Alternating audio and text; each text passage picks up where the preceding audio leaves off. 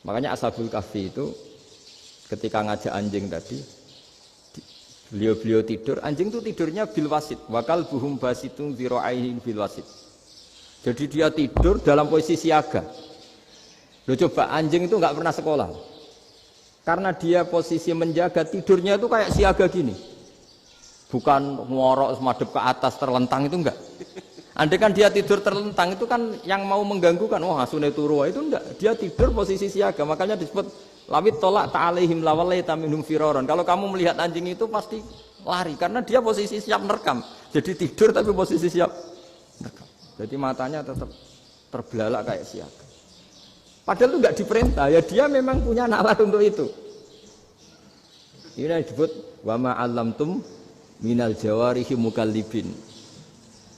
Dan dalam teori modern juga gitu. Tapi dalam hukum Islam yang dianut mazhab Syafi'i itu anjing tetap najis.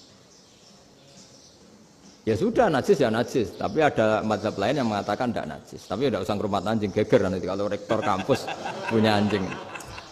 Tapi ilmu itu bagus untuk kelangenan kadang. Andai kan tidak ada mazhab Malik, maka kita kesulitan menceritakan Ashabul Kahfi yang hewan piaraannya itu anjing. Tapi misalnya anjing disucikan, kita juga nanti susah menjelaskan hadis Nabi malaikat itu tidak masuk rumah yang di situ ada apa? Anjing. Maka ilmu itu, makanya kata Imam Sa'roni, sebagian ilmu itu memang kelangenan, tapi nggak boleh jadi praktek. Tapi harus ada. Misalnya begini, contoh paling gampang. Api dalam mazhab Syafi'i kan alat pensuci hanya dua, air dan tanah. Ya saya ulang lagi, air dan tanah, yaitu tanah untuk mensucikan najis anjing. Imam Abu Hanifah menambahkan api. Mazhab Syafi'i itu agak kesulitan ketika ada batu bata dibikin dari tanah-tanah yang bercampur kotoran. Mazhab Syafi'i akan kesulitan karena di situ ada najis yang jadi materinya bata. Hukumnya gimana kalau nanti dipakai masjid?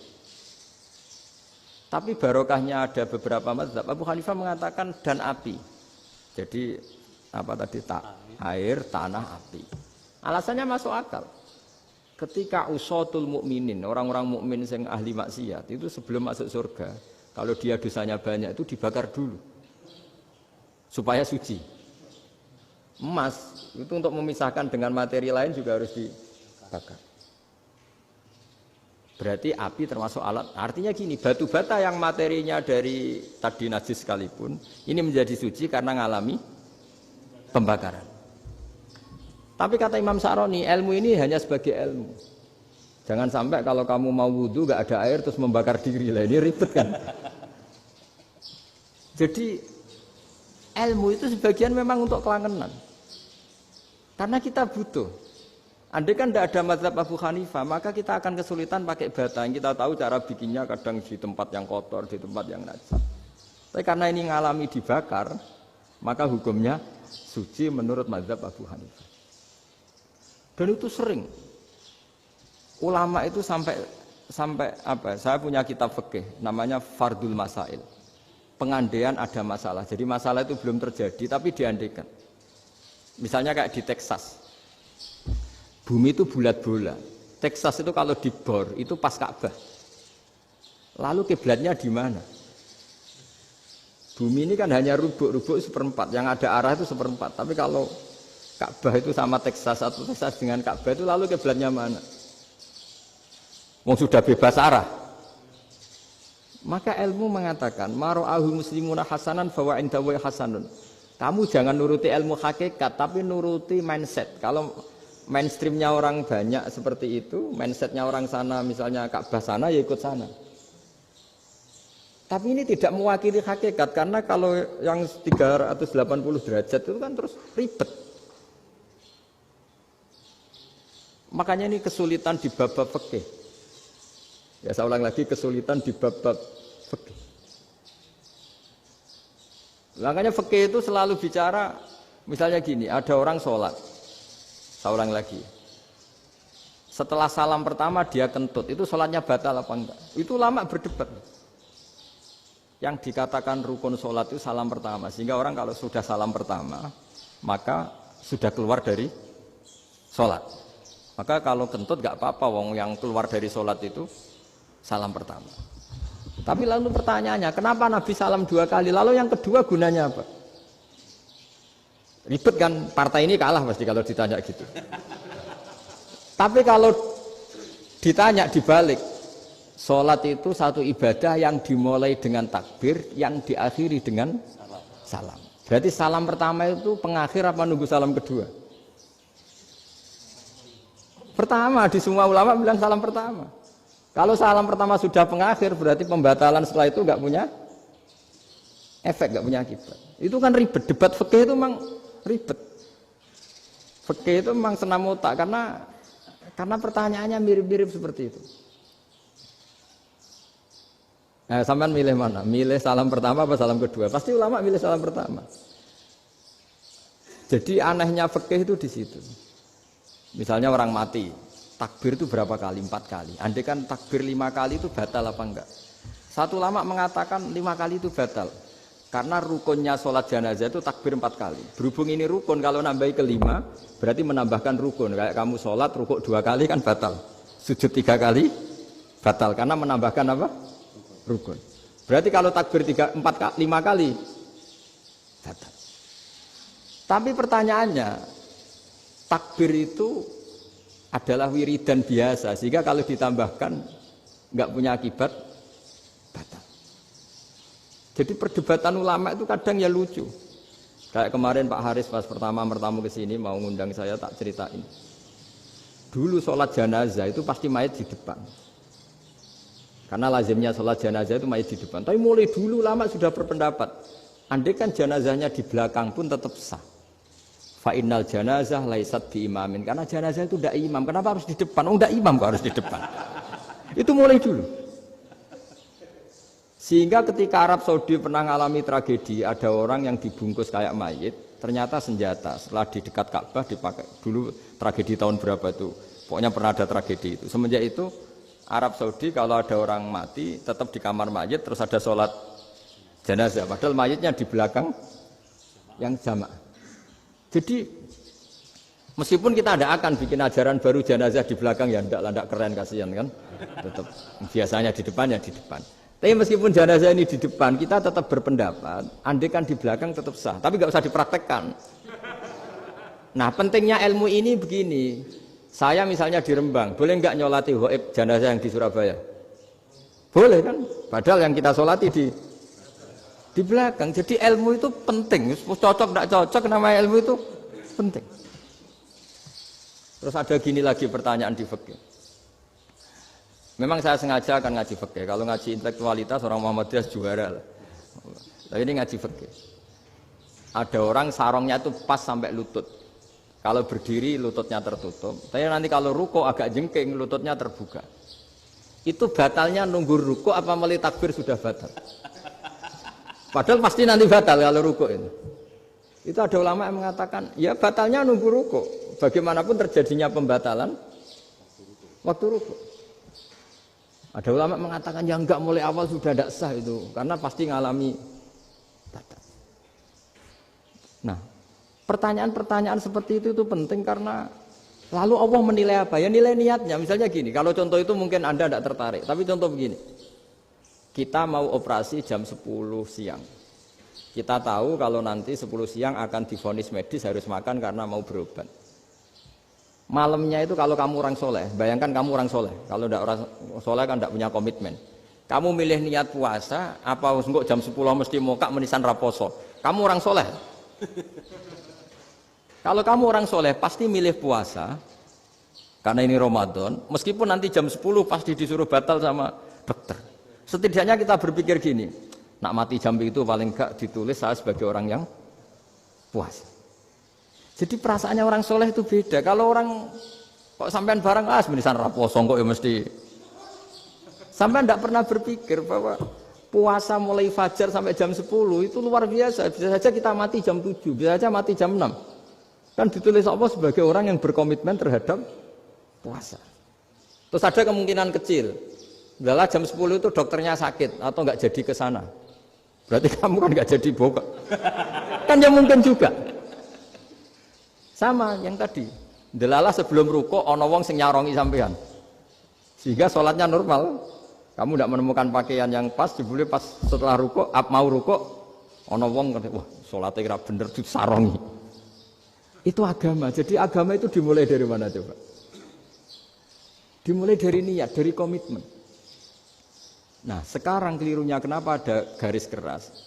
Agama itu dimulai dari keinginan ideal. Yaitu yang mulai itu ada orang-orang garis keras. Agama ini enggak, agama ini dimulai dari niat. Sampai ada kaidah agama ma la yudraku kullu la yudraku kullu. Kalau tidak bisa ideal jangan ditinggalkan sama sekali. Tapi orang enggak, sekarang bayangkan Islam itu ideal. Pemimpinnya ya soleh, masyarakatnya soleh, enggak ada maksiat, enggak ada apa. Dan apa ilmu? Kalau secara ilmu mulai dulu ya ada orang dolim, ada orang soleh. Nabi kurang baiknya. Di angkatan itu ya ada orang munafik. Sehingga ulama itu sudah berpendapat ideal itu piye? Zaman Nabi saja ada orang apa? Munafik. Itu ilmu. Kalau nuruti kelangenan inginnya dunia ya steril, enggak ada maksiat, enggak ada. Dan agama itu diciptakan Allah itu memang unik. Calon Nabi misalnya, Nabi Musa itu sing rumat Fir'aun. Ketika Nabi Muhammad lahir sing ribet manitia ini Abu Lahab. Orang dosen UMF. Coba. Karena Allah ingin memaklumatkan ke kita bahwa agama ini akan hidup di kondisi apapun. Asia, istrinya Fir'aun itu termasuk mukminah yang dipuji Quran. Padahal dia bukan istrinya pengurus NU atau pengurus Muhammadiyah, istrinya Fir'aun. Tapi itu pelajaran bagi kita bahwa orang-orang baik itu tidak harus di lingkungan yang baik. Masjid paling makmur itu kadang di dunia mungkin ya jangan bakas Mekah Medina itu karuan. Mungkin di antara masjid yang makmur justru yang di Kanada, di Amerika mungkin. Karena merasa minoritas itu perpustakaannya ada, kajiannya ada. Tapi banyak masjid di daerah pesantren yang malah sepi. Karena kiainya tahu jamaah di masjid itu wajib. Lalu itu ada daerah pesantren, saya ulang lagi ada daerah pesantren. Didikon pengajian, monggo nekani pengajian, maca selawat ning omah ganjaran padha wae. Ribet kan? Mau dibantah itu benar. Mau dibiarin merusak tatanan. Jadi saya mohon sekali ya, jadi ilmu itu diperbandingkan supaya perbedaan-perbedaan itu biasa. Dulu Imam Malik itu punya murid namanya Imam Syafi'i. Itu dalam banyak hal. Itu perbedaannya tajam sekali. Ya saya ulang lagi, dalam banyak hal itu perbedaannya tajam sekali. Misalnya begini. Ini terakhir percontohan saya fikih, nanti dikaji sendiri. Ada seorang A'rabi, Ja'a A'rabiyun. Ini di hadis sahih diulang-ulang di semua Al-Kutubus Sittah ada peristiwa ini. Ja'a A'rabiyun ila Rasulillah sallallahu alaihi wasallam faqala ya Rasulullah ahlaktu. Qala wa ma ahlakaka? Qala wa qatu imraati fi nahari Ramadan. Ya Rasulullah, saya ini orang yang rusak. Kenapa? Saya ini hubungan intim sama istri saya ketika masih siang Ramadan. Singkat cerita orang ini dihukum berat sama Nabi. Hukumannya adalah karena dia membatalkan puasa ketika dengan hubungan intim. Sama Nabi dihukum, kamu harus merdekakan budak. Wah, tidak mampu ya Rasulullah, saya tidak punya budak. Jadi ini bukti bahwa agama ini sangat sosial sehingga sebagian kafaroh harus memerdekakan budak. Kamu kalau gitu puasa 2 bulan. Yang baru puasa 2 hari aja kecelakaan malah disuruh puasa 2 bulan. Ya sudah kamu ngasih makan 60 orang miskin. Saya ini orang paling miskin. Kok jadi sudah miskin agak hiper lah orang itu. Poso-poso kok gitu. Itu kata ulama kalau orang Jawa gak mungkin makanannya tempe mendoan gak mungkin itu. Di Jawa itu nggak mungkin lah, ada orang batal puasa karena hubungan intim. Ada istrinya nggak cantik, cerewet, sang lanang mangane mendoan, itu tidak mungkin, kecelakaan itu tidak mungkin. Tidak mungkin itu. Tapi kalau Arab mungkin karena makanannya daging. Singkat cerita, terus pertanyaannya gini, kalau batal biasa itu kan bayarnya puasa 1 hari. Kalau batal, tapi kalau batal pakai hubungan intim, pakai jima kalau dalam bahasa fikih itu kafarohnya berat, yaitu merdekakan budak atau puasa 2 bulan berturut-turut. Pertanyaannya gini, jima istri itu boleh loh tidak zina. Seorang jima istri itu boleh loh tidak zina. Itu kan hukumannya berat. Nah terus Imam Malik berpikir kalau gitu tidak harus jima dong. Poso-poso ora ana uzur ora ana apa terus nyate. Esuk mangan bakso tanpa ada alasan syar'i. Hukumnya harus sama dong. Karena jima hukumnya boleh berarti semua iftar, semua pembatalan puasa yang tidak ada uzur syara' maka hukumnya sama, yaitu sanksinya sama. Masuk akal enggak? Masuk akal dalam mazhab Imam Malik.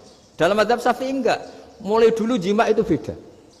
Kayak mertamu nggone wong, mangan iku oleh, tapi nek nggo bojomu mbok jima niku wis nemen ngawure lah. Tetep beda. Dari Imam Syafi'i itu pokoknya beda, jima sama makan itu beda.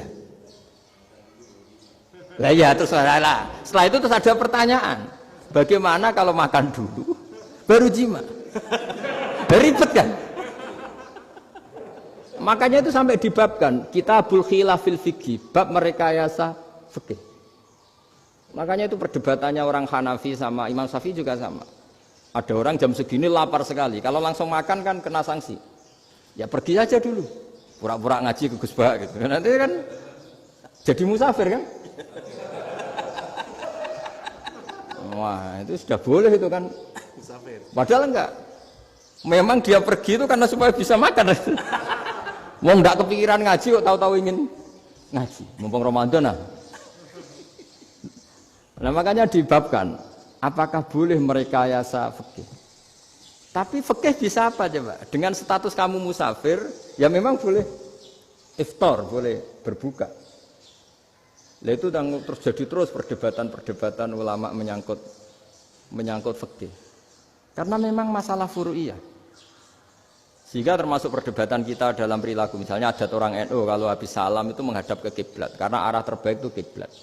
Tapi sebagian orang Muhammadiyah atau mungkin semuanya menghadap ke makmum. Itu memang teks hadisnya itu kita yang meneliti hadis itu semua syarah itu berdebat. Nabi memuji kiblat itu arah terbaik, oke.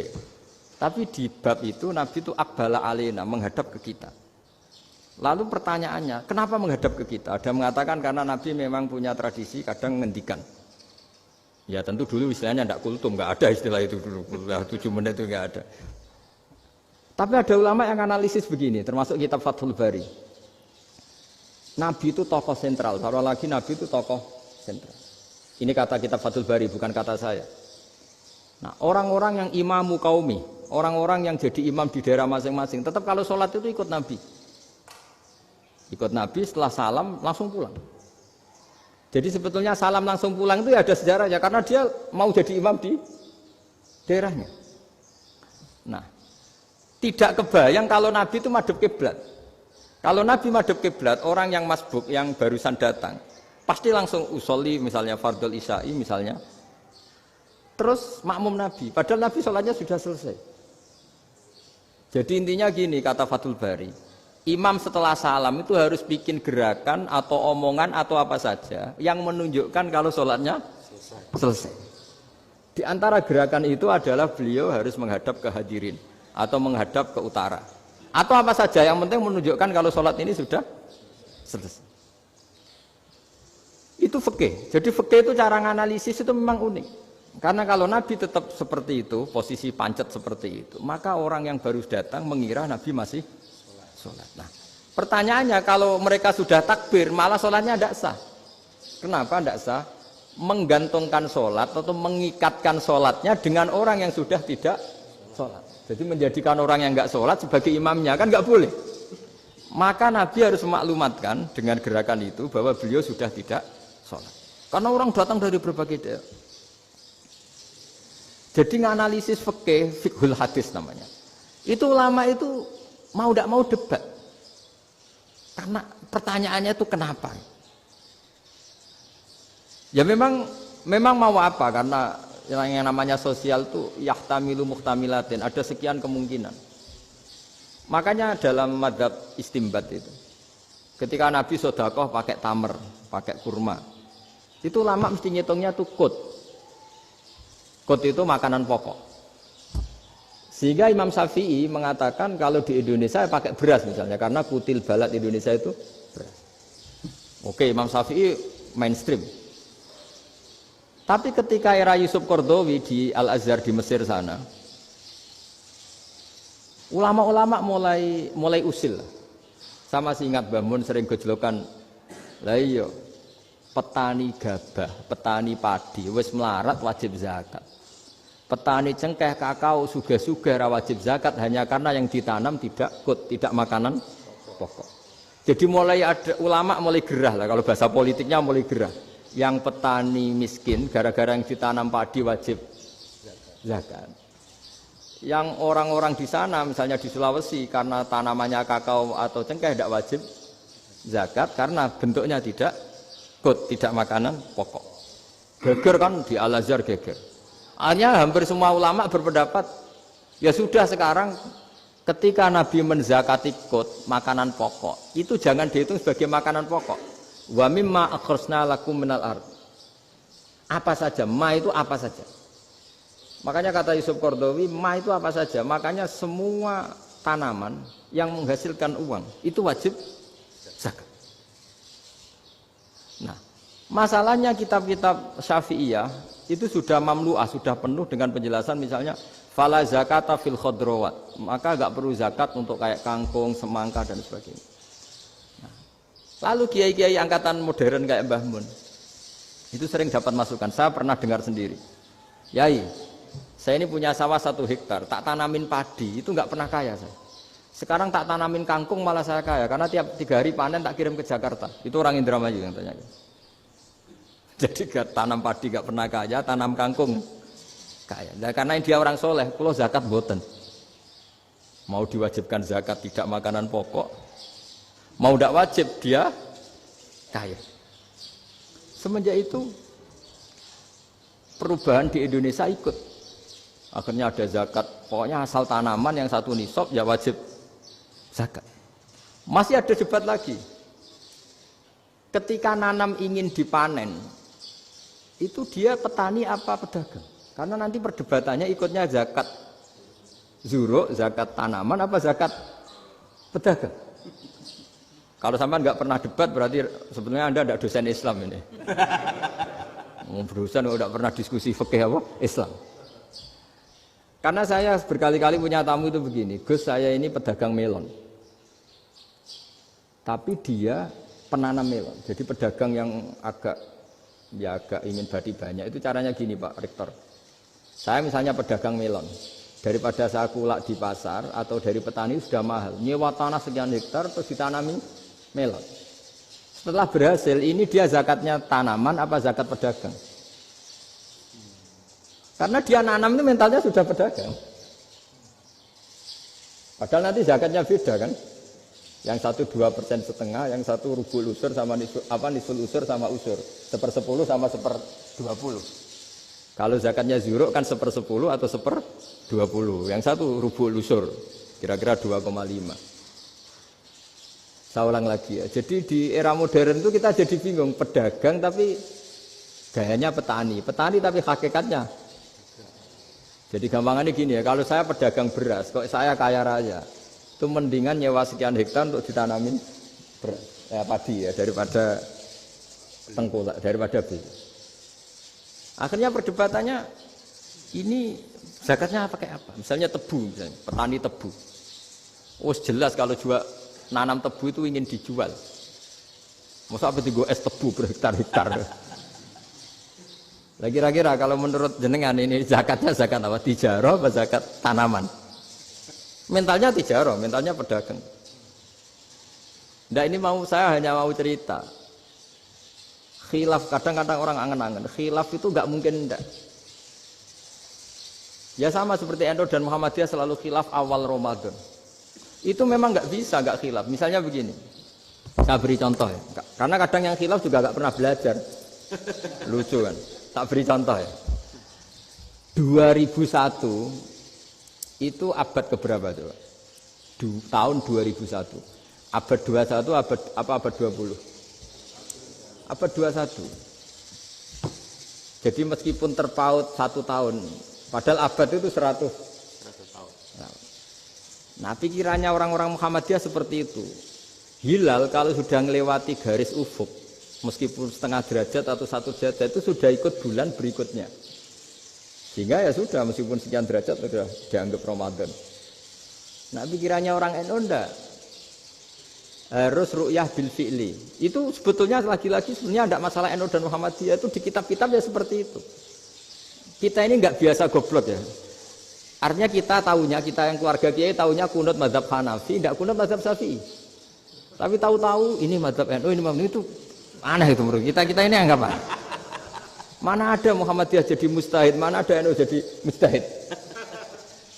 Jadi sebetulnya orang tahu semua lah kalau Abu Hanifah itu tidak kunut, Imam Syafi'i itu kunut. Imam Syafi'i pernah main di masjidnya Abu Hanifah ya tidak kunut, ditanya kenapa tidak kunut? Jenengan itu presiden kunut, tidak sanggup mati Abu Hanifah. Dulu ya biasa aja.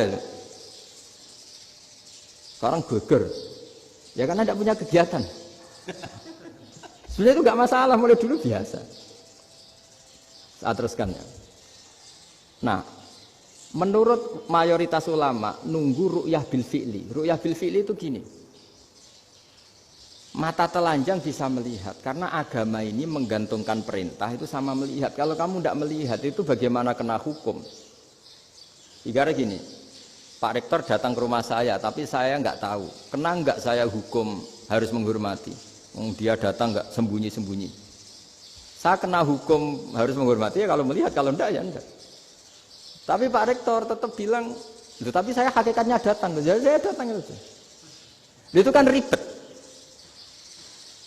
Akhirnya ya sudah, itu nggak ada khilaf sampai mati ada khilaf karena yang satu menggantungkan hukum itu digantungkan sama tahu. Kalau enggak tahu ya, misalnya baju saya ini hakikatnya ada najis, pas sholat saya enggak tahu. Sholat saya sah apa enggak? Sah. Karena hakikatnya, ya memang saya tidak tahu. Tapi hakikatnya ada najis apa enggak? Ada. Ya sudah, itu sama-sama masuk akal. Ada lagi khilaf yang senam otak. Fasyamu salasati ayamin fil haji wa sab'atin idza raja'tum. Singkat cerita ada satu pelanggaran haji yang kata Allah kafarohnya itu puasa 3 hari sama 7 ketika kamu pulang, idza raja'tum, ketika kamu pulang. Dalam mazhab Syafi'i yang namanya pulang itu yang haji sudah sampai rumah. Di mana-mana pulang itu ya sampai rumah. Dalam mazhab Abu Hanifah enggak, ketika orang sudah balik kanan dari Arab Saudi, dari Mekah, ya namanya sudah pulang. Misalnya gini, ini Pak Rektor pamit saya, Pak Haris. Gus, Pak Haris mana? Ya sudah pulang kata saya, padahal sampai Pandangan sampai depan. Tapi bagi keluarganya belum pulang. Lalu idza raja'tum ketika pulang itu bahasanya siapa? Bahasa istrinya apa bahasa yang ditamoni? Kamu ditamoni orang, terus tamunya mana? Sudah pulang. Tapi tanyakan istrinya, belum pulang. Khilaf-khilaf gini kok jadi geger itu kan goblok banget maksud saya itu. Jadi biasa, gitu itu biasa. Jadi ya karena memang ini bukan masalah akidah, ini masalah furu'iyah, masalah fikih itu masalah furu'iyah. Mau tidak mau harus beda. Misalnya di sholat juga gitu. Wa ayyuku udin ko adal musolli sokat sholatu. Duduk dengan gaya apapun itu sholatnya sah. Jika sampean kalau haji atau umroh, orang Arab itu jenenge duduk ngenak awak di kursi. Duduk sopan ya hanya orang Indonesia loh. Kalau sholat itu masih duduk ala orang tahiyat. Kalau sampean di Mekah, duduknya pakai apa coba? Kursi ya? Oh enak anu sholat duduk. Karena memang takbirnya di fikih dengan duduk gaya apa saja sah. Makanya sengenak awak duduk di kursi. Ribet kan? Mau tidak disahkan itu namanya duduk. Mau disahkan masa iya soal Allah kok duduk santai-santai gitu. Tapi mau apa? Ini fikih. Ya saya ulang lagi ini fikih. Fikih itu ya sudah ini fikih. Makanya kalau ulama berdebat misalnya Abu Hanifah berpendapat sholat itu wajib baca Fatihah apa asal Quran. Dalam mainstreamnya ya Fatihah karena la sholata liman lam yaqra bi Fatihatil kitab. Tapi cara Abu Hanifah enggak. Faqra'u ma tayassara minal Quran, bacalah apa saja yang mudah bagi kamu. Asal itu Quran. Sementing enggak gending Jawa, enggak nyanyi lah gitu. Ya sudah mau apa coba? Jadi ya susah memang kalau fikih itu ya sudah seperti itu. Ada lagi yang masih ekstrim misalnya. Yang namanya menyembelih hewan itu gimana coba? Dari hidup ke mati, apa pasti mati disembelih? Cara madzhab Imam Syafi'i yang namanya menyembelih, itu penyembelian harus menjadi sebab kematian. Itu yang sah. Saya lagi, penyembelian menjadi sebab kematian yang syar'i. Sehingga beliau mensyaratkan hewan yang disembelih ini masih punya hayatun mustaqirrah, punya kehidupan yang normal. Sehingga kalau nggak disembelih ya hidup. Sehingga kalau ada hewan ketabrak truk kejet-kejet, mesti mati ini buat sembelih. Itu nggak sah, karena nggak usah disembelih ya wes mati kan. Karena ini hanya nunggu koordinasi Israel kan, dia kejet-kejet itu kan prosedur itu. Tapi tidak disembelih pun mati. Tapi cara madzhab Malik enggak. Pokoknya anggere jek duwe nyawa jenenge kewan urip. Dengan kamu sembelih berarti matine mergo mbok sembelih.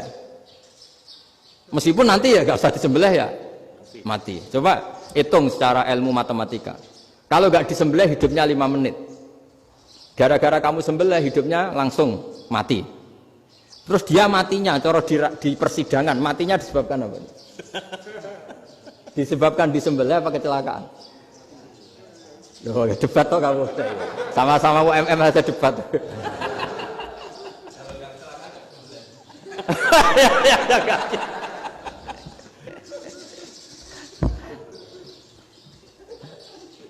Loh, saya pernah ngalami nyata itu. Saya jalan-jalan sama anak saya pakai motor. Sampai di jalan raya gitu ada ayam jago ketabrak mobil, kejet-kejet. Orangnya tanya, "Gus, ini halal tau ora?" "Wis kanggo kon halal." Suatu saat dia nggak terima kan, tanya, "Kenapa Gus?" "Ya nak kiai ra pantes, masuk kewan mesti mati nek tak sembelih, nak kiai pantes." Karena aku tahu kamu tuh gak kiai, mesti motifnya itu mergo jago, jajal cilik gak tak kokno. Ada kan ayam itu bayi kan gak ditanyakan, kejet-kejet mati rak lah, wong cilik wae. Tapi masalahnya ini kan jago, eman itu. Tapi secara fikih pertanyaannya tadi, hewan yang sudah tidak punya hayatun mustaqirrah, dia hanya punya al-hayat al-ittiroriyah, dia punya harokah ittiroriyah, dia mati kejet-kejet memang prosedur mati harus seperti itu. Mbok kecelakaan kayak apa, kalau mati kan kejet-kejet dulu. Nah ketika kejet-kejet ini pertanyaannya ini kan hidup apa mati namanya? Enggak, namanya hidup apa mati? Pas kejet-kejet itu hidup. Cara Imam Malik itu hidup. Ya sudah, kalau hidup disembelih ya halal. Karena misalnya nanti kalau nggak disembelih matinya kan 2 menit lagi. Gara-gara disembelih mati sekarang. Tetap penyebab kematian itu nyembelih. Penyembelian ini sebab kematian. Tapi kalau Imam Syafi'i enggak, cara berpikir wes nemen, paling roh besok kaget langsung mati. Kalau gitu berarti kamu nyembelih barang mati. Jadi fikih itu kadang unik. Makanya ketika ngitung fikih itu unik ya. Orang keluar mani wajib apa? Mandi kan. Terus Imam Syafi'i ditanya, kenapa kalau orang kelahiran juga harus mandi? Namanya nifas. Fa innal walada waliyun munaqidun. Anak ya mani yang menggumpal. Bedanya apa anak dengan mani itu? Jadi fikih itu kadang lucu, di rumah-rumah tenan juga lucu. Keluar mani wajib mandi. Berarti kalau keluar anak ya wajib mandi karena hakikatnya anak adalah mani yang mengkristal. Terus usia sudah didusan macam-macam itu kan hakikatnya mani. Itu fikih. Nah terus ditanya, kenapa kalau lahir langsung mati tidak wajib disolati? Ya jawabannya Mas Syafi'i lucu. Di mana-mana sholat itu nyolati mayit. Yang namanya mayit itu pernah hidup terus mati. Kalau itu tidak mayit ya sudah. Jadi kadang, nah iya kan disebut sholat mayit. Yang namanya mayit itu apa? Pernah hidup. Nah ini kan tidak pernah hidup. Maka ya sudah seperti itu. Jadi nggak khilaf itu tidak mungkin. Nah, kalau qit'atul lahmin, kalau hanya potongan daging, mungkin wah itu tidak manusia karena qit'atul lahmin. Sekarang pertanyaannya, kalau sudah berbentuk manusia, meskipun tidak pernah hidup, nah ini mulai perdebatan karena melihat tidak pernah hidup itu nggak memenuhi syarat, tapi melihat ini sudah suratu adamiyin, bentuknya sudah. Nah kira-kira gitu perdebatan fikih. Makanya dulu awal mula zaman sahabat itu sudah debat. Masyhur kan, Nabi ada kontingen ke Bani Quraidah. Ya kalau kira-kira saya minta Pak Rektor kamu jangan kalau ke Malang jangan sholat asar kecuali sampai Tuban. Sebelum Tuban ternyata matahari mau tenggelam. Terus Pak Rektor milih, wah sudah sholat di Bulu.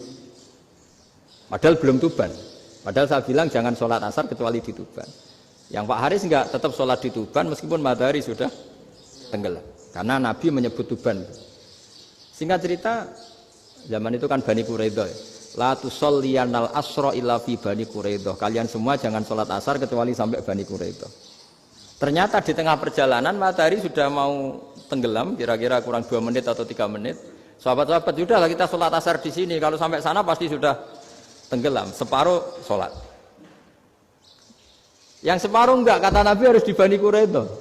Ya sudah nunggu di Bani Quraidah meskipun matahari sudah tenggelam. Sehingga kita dua kelompok ini matur, ya Rasulullah kita ngalami ini perdebatan gini-gini. Di semua riwayat di hadis-hadis sahih disebut falam yu'annif wahidan minhuma. Nabi tidak menyalahkan salah satunya atau enggak menyalahkan dua-duanya.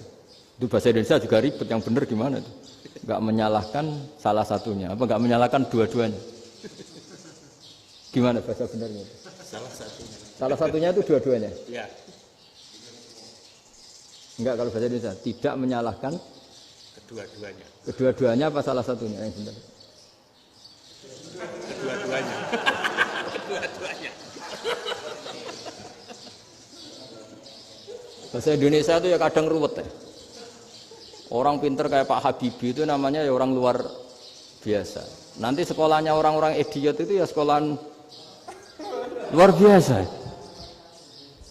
Orang pinter banget bahasa Indonesianya ya luar biasa. Kalau sekolah untuk orang-orang yang idiot juga luar biasa. Jadi kalau dipuji luar biasa itu gak jelas ini luar biasa ya. Gak jelas kadang bahasa kita ini kadang ya gak jelas. Nah itu gak menyalahkan dua-duanya apa salah satunya? Keduanya. Tidak menyalahkan kedua-duanya. Misalnya dibahasakan nggak menyalahkan salah satunya, benar apa salah? Benar, benar katanya ya sudah benar semua. Jadi itu bukti bahwa ijtihad itu boleh. Saya ulang lagi, bukti bahwa ijtihad itu boleh. Padahal ini jelas yang satu harus sholat asar, padahal matahari sudah tenggelam. Makanya di antara fikih unik itu begini. Saya ulang lagi fikih unik. Saya menyaksikan betul ketika ada orang tanya Mbah Mun saya ini Kopassus. Kadang latihan itu sampai waktu zuhur habis. Saya harus bagaimana? Jawabnya Mbah Mun itu unik. Sementing ojo ngosor sholat. Engkau yojo niat jamak. Atok kodok katanya. Singkat cerita terus orang ini diskusi sama saya. Karena ini ya alim pernah mondok. Kenapa kosor tidak boleh? Karena kosor itu ekstrim, merubah bentuk sholat dari 4 menjadi 2. Maka alasannya harus jelas. Harus jelas itu orang yang latihan di Kopassus itu kan dia sudah berasrama di situ. Berarti dia sudah tidak musafir karena asramanya di situ, sudah mukim. Kalau dia kosor itu merubah bentuk sholat dari 4 menjadi 2. Merubah itu ekstrim. Tapi kalau dia qadha itu hanya mengakhirkan sholat dari waktunya. Kira-kira kalau kamu jadi malaikat, ekstrim mana? Merubah sama menunda? Ekstrim merubah kan? Karena 4 menjadi 2. Terus ojo jamak takdim, tapi jamak takhir. Itu juga penting. Bagi pengkaji fikih itu penting. Kalau jamak takhir itu salah-salah sidik ora pati popo. Kenapa? Kan mirip duhur qadha. Kalau jamak takhir kan. Tapi kalau jamak takdim asar kok di waktu duhur, ekstrim mana? Perubahan takhir sama takdim itu ekstrim mana? Ekstrim takdim karena melakukan sesuatu belum waktunya. Belum waktunya. Jadi itu memang ya memang tadi kajian-kajian fikih itu memang unik. Karena bagi ahlinya, saya ulang lagi, tapi ini saya ulang lagi bagi ahlinya. Makanya ketika Nabi menjamak sholat ketika nusuk, ketika haji itu kata Imam Syafi'i lis safar. Karena Nabi pergi jauh karena rumahnya Madinah. Tapi resikonya fatwa itu adalah orang Mekah nggak boleh jamak karena kawasannya nggak sampai 90 kilo lah kalau sekarang mungkin. Tapi kalau tahu Imam Malik enggak, ya lin nusuk, sehingga orang Mekah pun yang haji ya boleh jamak, karena alasan jamaknya karena nusuk, karena haji, bukan karena jarak. Terus diteruskan lagi, kalau karena pergi boleh jamak, memangnya pergi itu kenapa? Karena repot, nah itu masalah kan, masyakoh. Nah, terus mulai ada orang-orang yang ngawur kan, resepsi jamak, ribet, wes resepsi duit utangan kan capek, wah itu sudah jamak.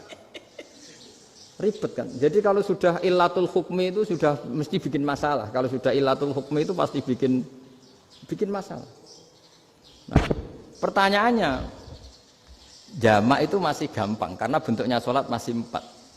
Yang ekstrim kalau qasar karena bentuk sholat 4 menjadi 2. Maka kata Mbah Mun pesennya, nak kue ra mesti benere, jika alasan itu tidak mesti benarnya.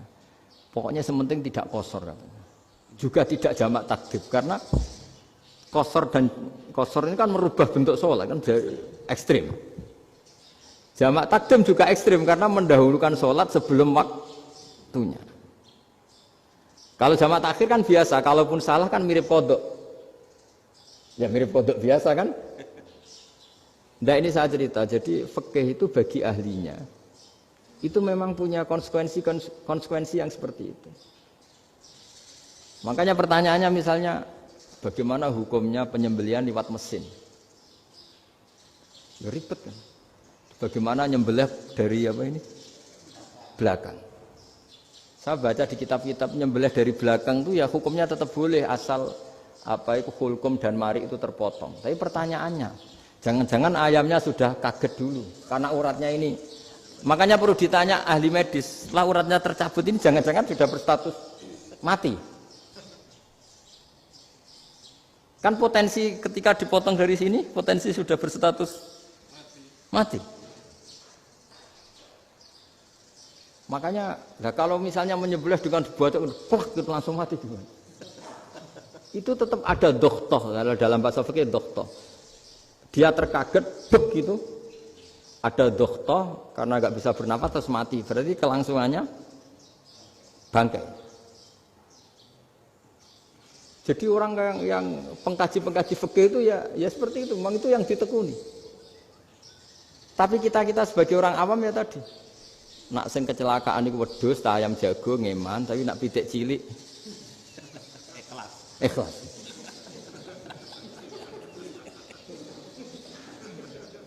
Makanya ada pertanyaan orang-orang, saya pernah ditanya itu ya bingung tenan. Gus, kalau ada orang mati oplosan misalnya, jenengan datang sholat enggak?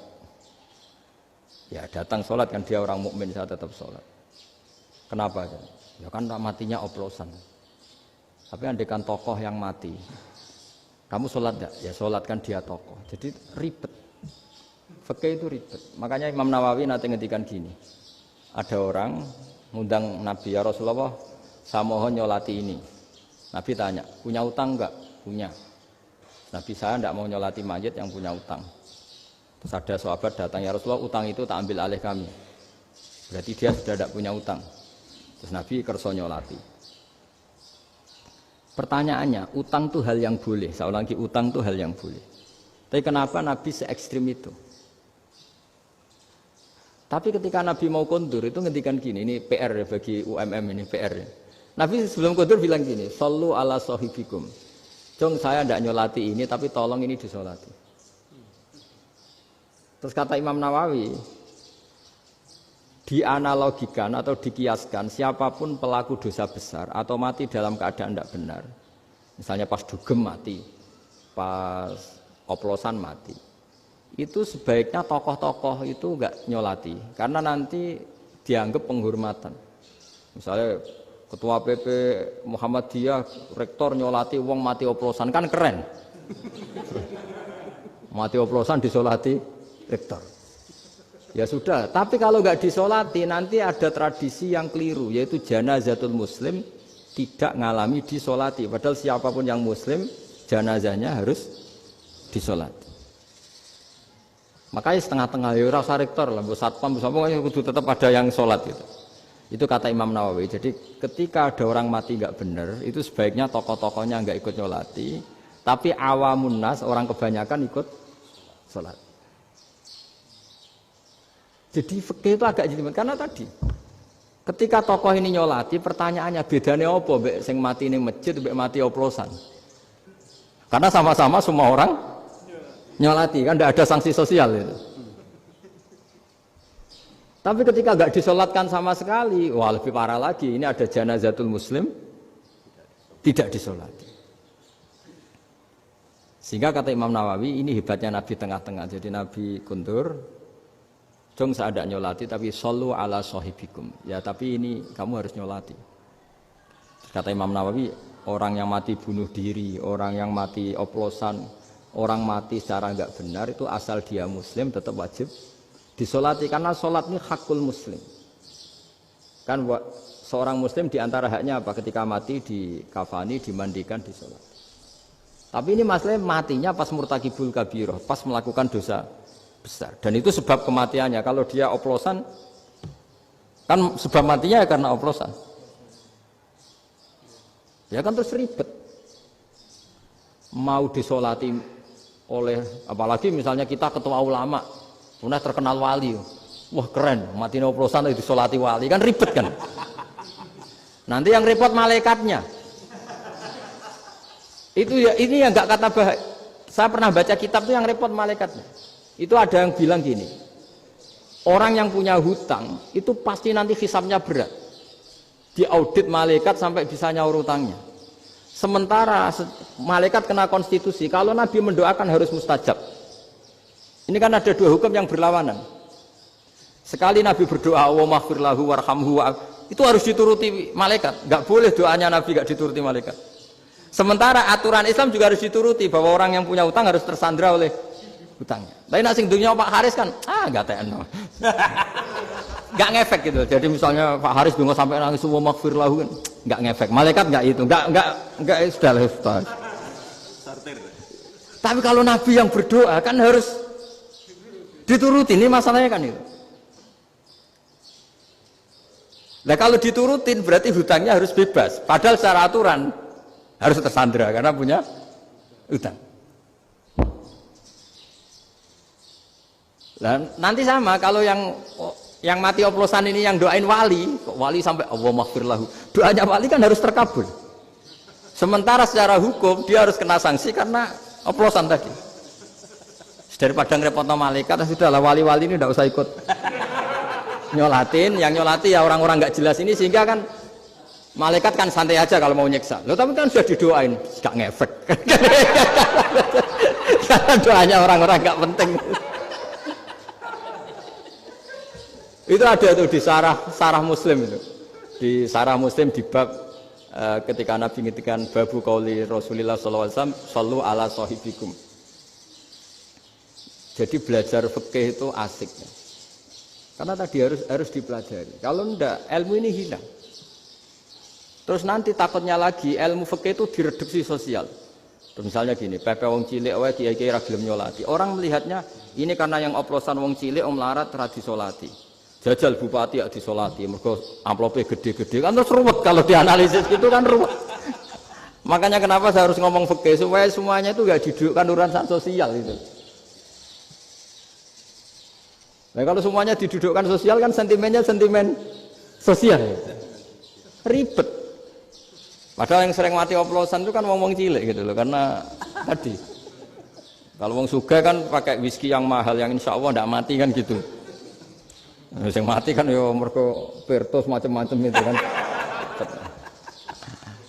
Artinya ini kalau nggak diterangkan secara fikih, kiai-kiai yang nggak datang dikira masalah sosial kan. PP salam tempel era gede terus nggak datang kan terus jadi ribet. Ya makanya ini apa lewat pengajian ini supaya sampean lebih tahu ya bahwa khazanah Islam ini kata beberapa ulama kafatal linnas, maknanya semuanya, sehingga Allah akan mentakdirkan kajian Islam akan ada di seluruh dunia. Jadi kenapa IAIN marak di Indonesia, UMM, Universitas NU banyak, karena agama ini kafatal linnas, tidak miliknya orang Arab tapi milik semua. Orang alimnya juga gitu. Ketika ada liga alim seluruh dunia, itu orang Indonesia, orang Afrika, ya selalu ada orang alim yang kelas dunia. Seperti dulu ada Imam Bukhari, itu as-sakhul kutub ba'da kitabillah. Kitab terbaik setelah Quran itu Bukhari. Padahal dikarang oleh orang Uzbek. Kata siapa? Islam As-Sobyan, ada orang Arab ngakui kalau kita paling sahih itu Bukhari. Mekah Madinah pun ngakui kalau kita paling sahih Bukhari. Padahal pengarangnya ada orang Arab. Orang mana? Uzbek. Imam Ghazali yang diakui seluruh dunia itu Atos itu ikut Persia. Juga bukan orang Arab. Sibawai, ya orang Persia. Nah, ini yang belum ada orang Malang ini, tinggal PR ini. Ya, nyusul ya. Ya, saya kira demikian. Assalamualaikum warahmatullahi wabarakatuh.